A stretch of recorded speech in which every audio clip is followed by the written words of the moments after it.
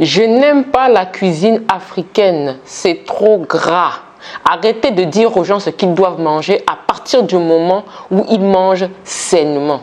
C'est le commentaire que Laure Moutama m'a mis sur certaines de mes vidéos. Donc tu vois, on se rend compte qu'aujourd'hui, les a priori sur la cuisine africaine sont durs à enlever, durs à ôter. La cuisine africaine serait trop grasse. Je réponds avec plusieurs affirmations, plusieurs recherches. Reste jusqu'à la fin pour tout comprendre. Là, je suis avec toi. J'ai mon petit plat. Je mange ma petite sauce gonde, ma petite sauce pistache, d'accord, avec mes plantains. Tu vas voir un peu les images. Je n'ai aucun problème avec ça. Le fait de dire que la cuisine africaine est trop grasse, je ne suis pas d'accord. Éventuellement, peut-être c'est toi qui la rend grasse, parce que chacun d'entre nous est responsable de la quantité de gras qu'on met dans le plat. Et tu remarqueras une seule chose, c'est qu'il n'y a aucune autre cuisine qui est qualifiée de cuisine trop grasse. Seule la cuisine africaine est victime de ce propos par certains Africains comme Laure Moutama, ou bien par certains professionnels de santé, ou bien par je ne sais qui quoi d'autre. Il n'y a pas longtemps, j'ai vu une vidéo d'un médecin camerounais qui avant me suivait sur Instagram et qui depuis ne me suit plus, c'est pas une perte, qui disait que oui, vous savez, les mets de chez nous, c'est trop grave. Un médecin, je sais pas si tu te rends compte. Donc pour dire quoi? Que chez les autres, c'est bon. Donc voilà. Donc là, il n'y a aucune cuisine qui est trop grasse. Il n'y en a aucune. C'est la quantité de gras que toi, tu mets toi-même dans ton assiette qui la rend grasse. Donc toi-même, tu peux mettre plus ou moins de gras. C'est encore des a priori qui sont totalement faux. Deuxième réponse. Chaque peuple a dans sa cuisine des plats qui peuvent être plus ou moins gras.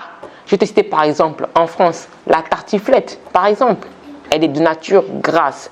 Je vais te citer encore quoi? Chez la cuisine française, l'aligot, le confit de canard, le foule chez les Arabes, la poutine chez les Canadiens. Regarde bien les images. Le lo mein chez les Chinois ou le poulet tao chez les Taïwanais. Mais tu ne verras jamais que dans ces peuples-là, on va dire que l'ensemble de la cuisine est grasse, même s'il y a certains plats qui sont par essence grasses. En fait, on associe la cuisine au peuple. Et plus on va mépriser le peuple, plus on va mépriser ce qui l'entoure, ce qui définit ce peuple, sa culture, sa gastronomie. Et tu verras que même le terme gastronomie est appliqué justement à ces cuisines-là, différentes cuisines, pas du tout au plat africain. Donc, c'est toujours lié à la considération qu'on a pour le peuple, tout simplement. Si toi, tu as envie de savoir comment bien mettre du gras dans ton alimentation, bien connaître les vertus de tes aliments, et que tu as aussi envie de plus intégrer des aliments afro et tropicaux dans ton alimentation en 4 étapes simples et faciles, je te propose de participer à l'atelier que j'ai créé spécial Abaka Nutrition, micronutrition pour tous, spécial bien manger afro et tropical. Tu cliques dans le premier commentaire ou dans la description et on se retrouve de l'autre côté. Maintenant, quand on parle de la phobie des graisses, de la peur des graisses, de la haine des graisses, ça ne vient pas de loin. Quand on regarde l'histoire au niveau de la nutrition et des sciences de la nutrition, ça vient en tout cas de l'Occident. Il y a un chercheur qui s'appelait Ansel Keys, qui a défini en fait, qui a imposé un certain point de vue au niveau des nutritionnistes américains, ensuite des nutritionnistes français, et aussi après ces derniers ont impacté tout le monde entier. Et en fait, qu'est-ce que ce Ansel Keys disait? Il disait quoi? Au départ, il a fait ses études en disant que oui, ce sont les huiles végétales hydrogénées qui posent problème. Et comme l'industrie américaine, en fait, l'industrie agroalimentaire américaine produisait des huiles végétales plus ou moins hydrogénées, donc elle s'est sentie attaquée. C'est de là qu'elle a rétorqué que non, ce sont les acides gras saturés qui posent problème et qui créent des maladies cardiovasculaires. D'où cette phobie du gras. Mais qu'est-ce que disent les études? En fait, les études te montrent qu'il n'y a pas de lien de corrélation ou surtout de lien de cause à effet en fait entre les acides gras saturés qui peuvent être présents dans le beurre, dans l'huile de palme rouge par exemple pour nous, et les maladies cardiovasculaires. C'est même encore pire. Quand tu vas lire l'image là en bas, c'est qu'ils disent même que depuis qu'on a dit aux gens de limiter en fait les graisses saturées au maximum, drastiquement, on remarque que depuis ces 40e dernières années que l'obésité et le surpoids prend une place prépondérante dans le monde, en Occident, mais aussi en Afrique. Et je te dirai après pourquoi. Donc, de nombreuses méta-analyses, regarde l'image, montrent que en fait, ce lien acide gras saturé et cœur n'a pas lieu d'être.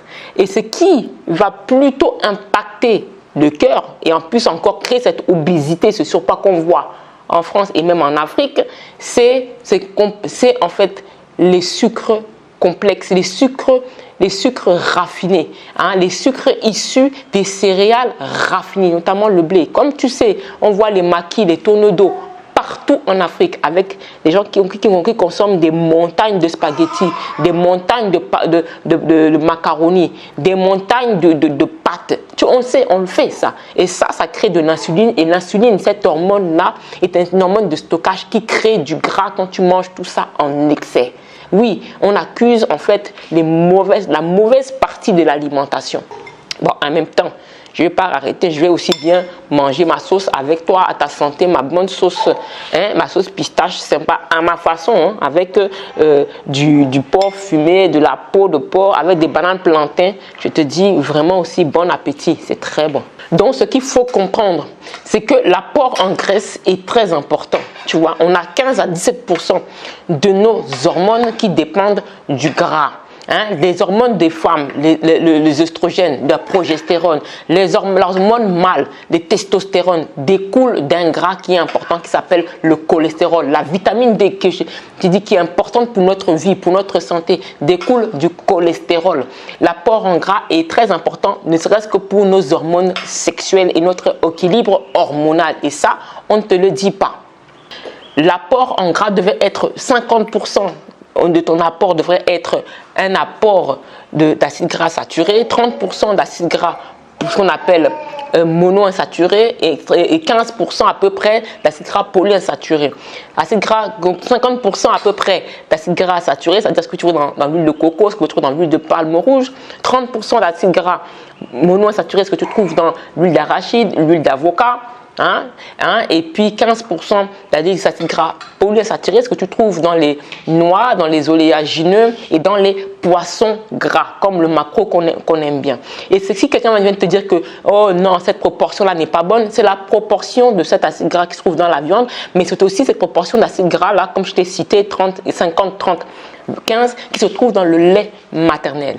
Dans le lait maternel naturel, le lait de mère.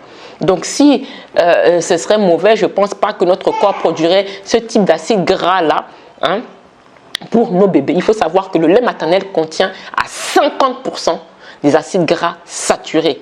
Et l'acide gras le plus important dans le lait maternel, à 23%, c'est l'acide gras qui s'appelle acide palmitique, le même qui se trouve dans l'huile de palme. Réfléchissons. Donc en fait, on cherche à te faire peur. On cherche à te détourner de ton terroir. D'accord? Il faut simplement avoir les bonnes informations. Cela ne veut pas dire que prends ta bouteille d'huile et verser, comme si on verse l'eau dans le plat, c'est bon. C'est pas ce que je dis. Ne viens pas mettre dans les commentaires wow. Tout excès, même l'excès d'eau tue. Ça s'appelle la potomanie. Donc voilà, si tu as un problème pour mesurer ton gras, je vais te proposer une solution. Si tu as envie d'intégrer plus d'aliments afro et tropicaux dans ton alimentation en 4 étapes simples et faciles, surtout si tu es débutante, parce que nous tous là, qui venons de la diaspora, parfois on est débutants, on a des choses qu'on ne sait pas. Et si tu n'es pas débutant, si tu as certaines infos que tu ne connais pas, je te propose de participer à l'atelier micronutrition pour tous spécial, bien manger afro, bien manger tropical, afin qu'on se retrouve pendant 1h30 et on va parler des vertus de nos aliments. On va un peu s'édifier, on va un peu comprendre que voilà, le but n'est pas de faire de la victimisation, mais c'est de se prendre en main et d'être proactif. Tu attends quoi? La gratuité, tu as eu tout ça là, tu as eu toutes ces informations. Maintenant, investis sur toi, participe à l'atelier et on se retrouve de l'autre côté. En attendant, je mange bien, à ta santé.